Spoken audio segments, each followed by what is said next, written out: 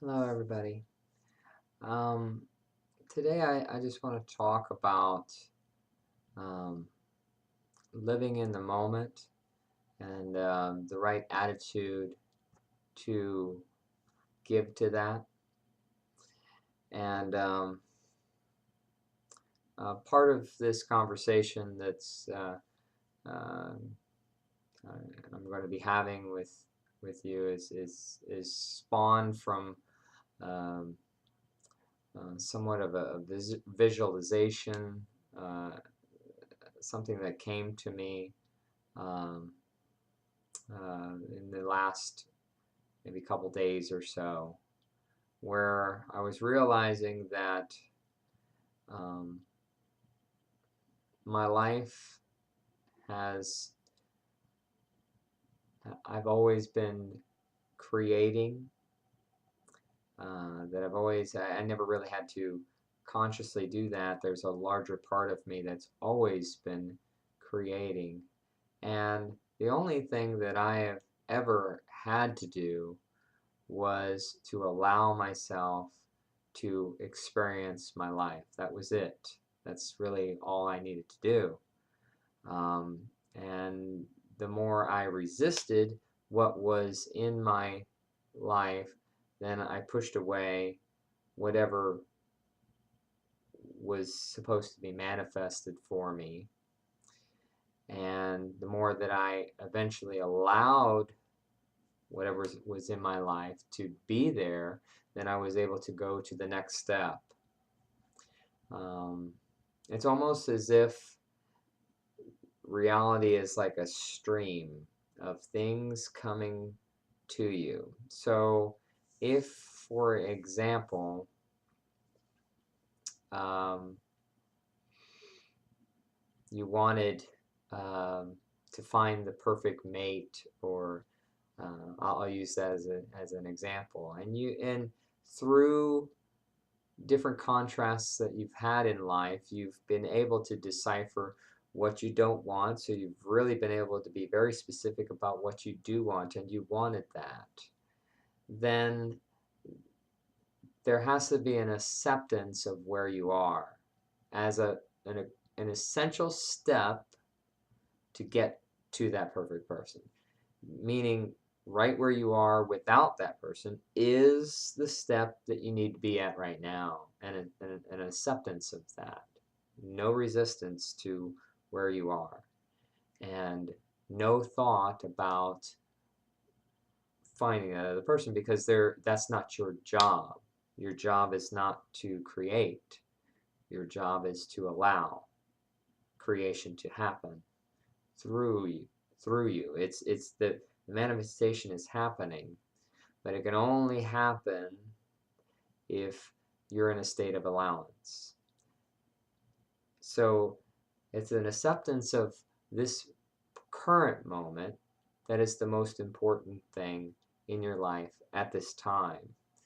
And what happens with most people is their ego gets in the way. It wants to take on more responsibility than it has. It doesn't understand that it doesn't have the ability to get the things that it wants. It doesn't have that type of power. And it thinks that through hard work and determination and things like that, it can achieve something, of like, that it can get to what it wants to get. But really, and it's, I guess it's possible that it could, through very hard effort, that it's possible that it could happen if you really really wanted it, I guess. But it would be a very hard way to do it, and it's not really necessary. There's an easier path, which is an acceptance of where you are right now, and a trusting in the universe to bring it to you. And a lot of times, what is stopping this trusting of the universe is the ego, is the trusting in that you need to do something in order to get to what you need to do, to get to whatever you need to get. Um, So there may be things that you need to do, but if there is something that needs to be done, it can be done in a joyful way. It doesn't have to be done in an efforting way. It can be done in a trusting way, trusting that the universe is bringing you what you need and bringing you exactly the steps that will break down whatever belief systems that are blocking you from getting whatever you want. Um, Being in the present moment is something that is very, very helpful to discover whatever the belief systems, the ego attachments that you have, or the negative emotion that you have, to bubble them up and bring them into the present moment. Very important to do that because those negative emotions and stuff are the resistance that you have to your manifestation, to your now, to your present moment. They are your resistance. They even feel resistance. You feel the contraction in your body, because you just trust something to be true. That's the only reason why you have the contraction. And when you really realize that and you say, why am I having this contraction just because of a thought that I'm putting a trust in? Can I not have that thought? Maybe, let's for example, let's say that it has to do with money, which is a good one. Uh,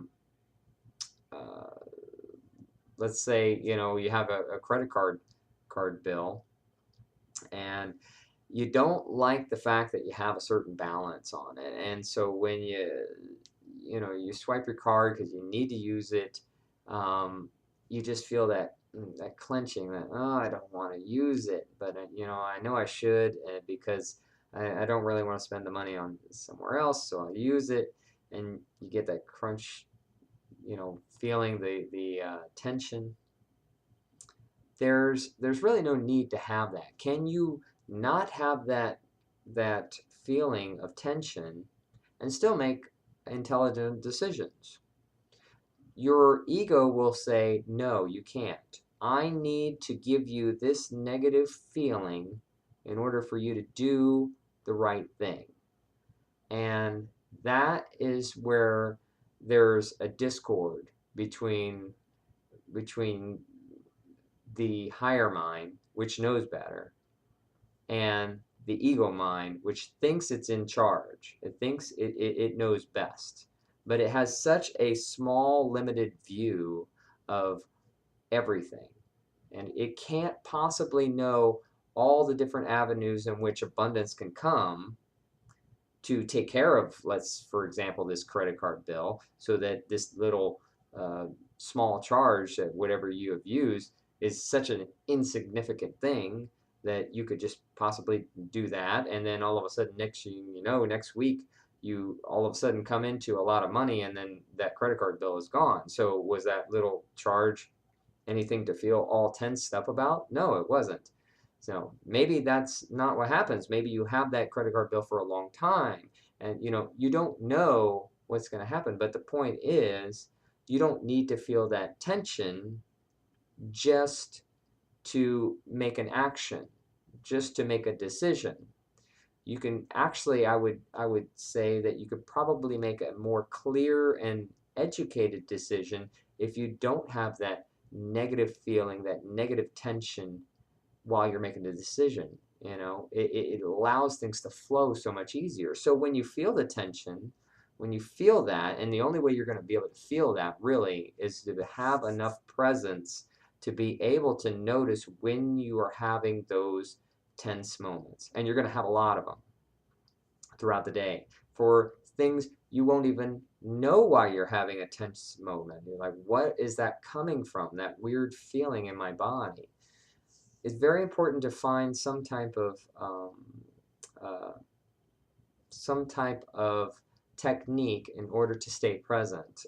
Something that I do personally is I rub my fingers. I rub my fingers a lot to just feel that feeling in my body, that tension that's there, and keep it keep it present in my reality, because that's the only way for you to allow the feeling to bubble up and be able to change it. It's conditioning. That is conditioning. It's not that you consciously created that. That was picked up a long time ago somewhere in your life. You don't even know where you got picked it up, but you picked it up somewhere along the way, and you need to integrate integrate that belief into your now. Once you bring it into your now, you can bring it into a neutral state so that it will be ease. Then you can redefine it into a positive, give it some type of positive meaning, and so it will translate, instead of now from a fearful state, it will translate to something that's passionate and gives you joy. A good example of that was, for myself, is something that I knew I was having a conditioning pattern to, which was, with my kids, we do this disco night, and we use the Blu-ray player, and we play this YouTube, and we used to have Vivo as well, but now mostly YouTube we do it on, and we play a lot of music stations for my kids, and we got a little disco ball and stuff, and we play it.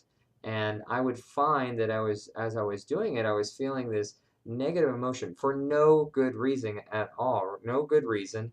Negative emotion, like, I don't really feel like dancing. And that was, and I felt it, and I felt like not dancing with my kids. But I also understood that that's conditioning. That's not a conscious decision that I'm making. And I chose to continue to dance and watch this negative feeling happen in my body. And dancing is a good way of staying present anyway, because I could pay attention to dancing, and I could feel this tension in my body as I'm doing it, but I just continued to do it, and I stayed present with it.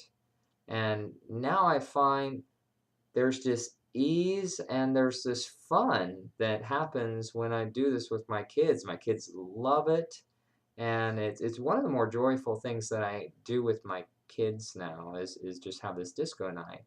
But it very easily, if I would have not been conscious of it, stopped doing it. I could guarantee that I would have stopped, because my first instinct, which is your conditioning, my first instinct would have been to, okay, I'm not doing this. You kids can go ahead and play. I'm going to sit on the couch and stuff, and then maybe I'll go over and do something else, because I don't want to be here and do this because I don't feel like it.